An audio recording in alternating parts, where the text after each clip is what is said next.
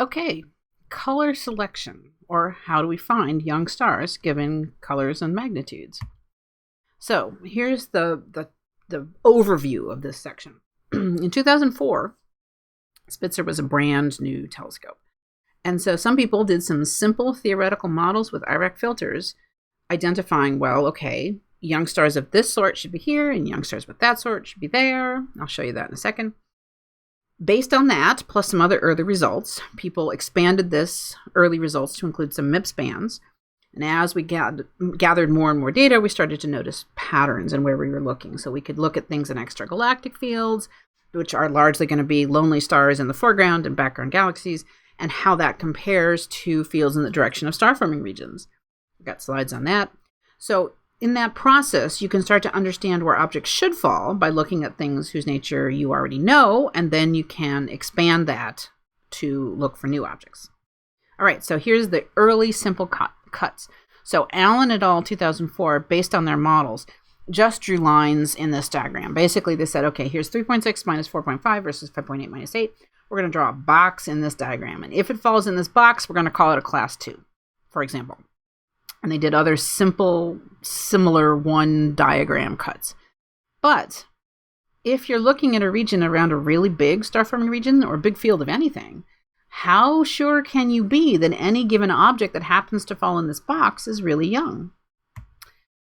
Folding in MIPS is the next step. So here's 3.6 minus 5.8, but now the x-axis is 8 minus 24. Actually, I guess before we had 3.6 minus 4.5 versus 5.8 minus 8. Now we have 3.6 minus 5.8 versus 8 minus 24. So again, stars without dust are 0. And we've got things that have no color, 3.6 minus 5.8, but 8 minus 24 has a small excess. So these are things that have an inner disk hole and a little bit of an excess at the longer wavelengths. So they have debris disks. Then we've got things that are red in both. So these are class 1s and these are class 2s. Okay. Now we're going to compare to distributions of sources from a known population. So here we've got 4 color magnitude diagrams. This is K-band on the y-axis. Again, bright objects at the top, small numbers, big numbers, faint objects at the bottom, versus K minus 24 on the x-axis. Now this is the Swire field. So this is an extragalactic field. So the only things that should be in this field are foreground stars that have 0 color, a variety of brightnesses, and background galaxies, which are faint and red. This 3 panels are the rest of the cloud that I was studying.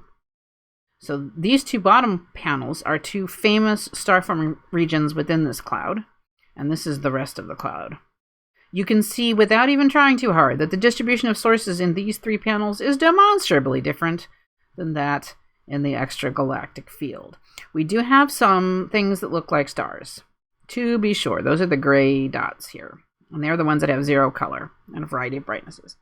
But then all of those black points are things that have clear infrared excesses, and they are things that I certainly think are worth considering that maybe they are young stars. This clump here looks kind of like that clump there. So yeah, I worry that some of the stuff that is here are background galaxies and not actually young stars. But certainly the things that are down here, I think are legitimately young stars. So, jury's still out on some of these things. But certainly the bright red things in all 3 of these panels are definitely young stars. And you can put dividing lines based on K minus 24 color as to whether you're going to call them class 3s, class 2s, flat class, or class 1s. So this time, the way that we did this is comparing the distributions of sources in a known population, the foreground stars and background galaxies, to the stars in a new population in this cloud. Okay.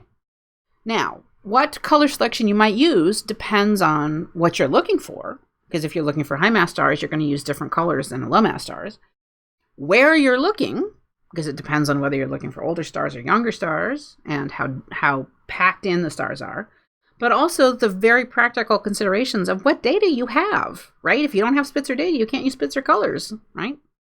So things start to get really, really messy when the regions of color space overlap, and they do. So you have to start making statistical estimates, completely reasonable guesses, like, okay, objects brighter than this are more likely to be young than objects fainter than that. So you also want to try to use all the data you can find, not just 3 or 4 bands of IRAC. And you have to be careful about the things that might trip you up, because there are definitely more things than just YSOs out there. So this is a WISE color diagram, not IRAC, sorry, but it's what I could find. 3.6 minus 4.6 versus 4.6 minus 12 here. This is from a paper studying galaxies. So plain stars and ellipticals tend to have 0 colors, because ellipticals, remember, those are galaxies made up of stars that are nearing the ends of their lives. They're not forming stars in elliptical galaxies. So they have similar colors, basically 0 color. Spiral galaxies are forming stars. So they are red in at least 4.6 minus 12. Then you get all these other interesting things that are doing all sorts of fabulous things. And so they're red in both axes. Even these guys are red in both, doing all sorts of fabulous things. But look, red in both axes, I just got through telling you, is where you find young stars. Oh yeah, the young stars are out here too, and they overlap with these. And this paper was also identifying cool T-dwarfs who live up there.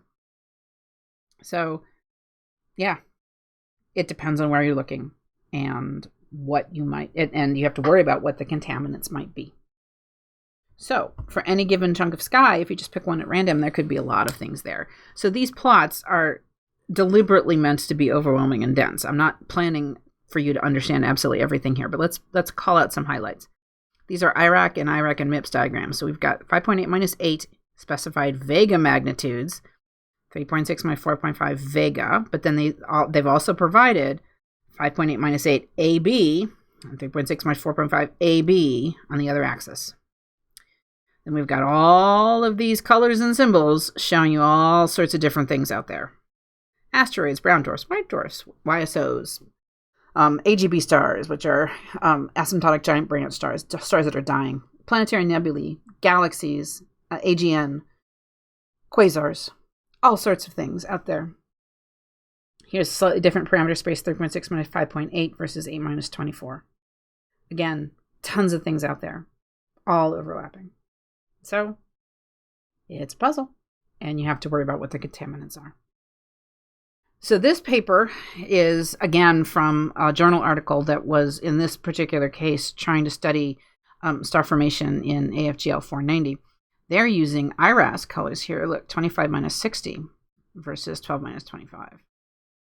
And they've got normal O to M3. So plain stars are here. Later stars, there are carbon stars, T-Tauri, quasars, galaxies, young stars up here. Right? So again, it's just another color diagram.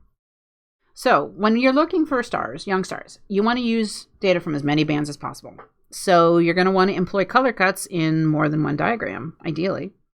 You want to use all the experience that you have with other regions, either that you yourself have or that the literature has, a combination of both, ideally. You want to be able to say, well, most normal galaxies are going to fall here, most quasars fall there, most AGB stars are here, and the young stars that I'm looking for are going to be there. You're going to end up with a guess. Sometimes this is not, well, most of the time, it's going to be not conclusive as to the nature of the object. It is easier, in my opinion, to see this process if you use a full catalog. So even though it might be overwhelming if I give you a catalog with many thousands of objects, if you make a plot with only 10 or 50 objects, it's hard to see trends when there's only 10 or 50 objects.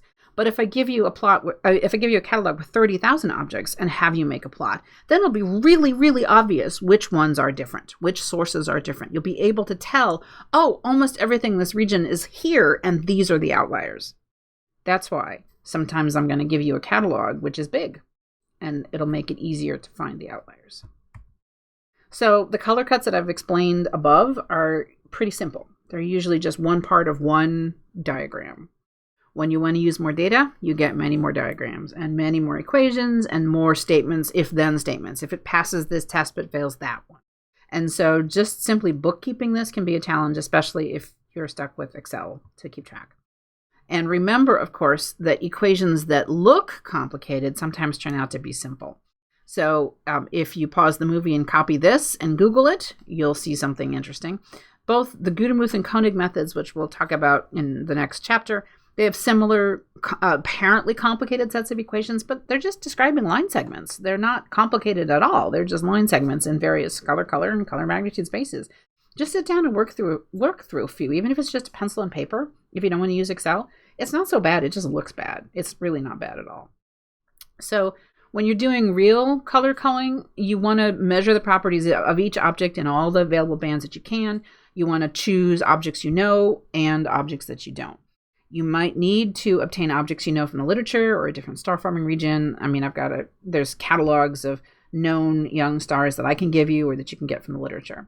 You want to make plots and then compare those known objects in many different color spaces. You can either do this by hand or let the computer do the comparison of the objects you understand and the new objects you're trying to identify. Then you can make educated guesses as to which objects are likely young stars or which ones are contaminants. Then you have to keep track of which objects were which and which had which properties. And this bookkeeping is easiest to do with the computer, admittedly not so much with the Excel limitations. And you do need to be careful whether something is a limit or something is an actual detection. You need to keep careful track of which objects pass and fail which test, and in the end, you're going to have a set of objects in a possible YSO bin and a likely junk bin, or maybe even finer bins than that. This cut is not going to be perfect. There's not going to be a ton of point in combing through the junk because it's going to take too long to find the treasure. But you can use data from as many bands as we have to help weed down the possible YSO bin into the best possible set of YSO candidates that we have.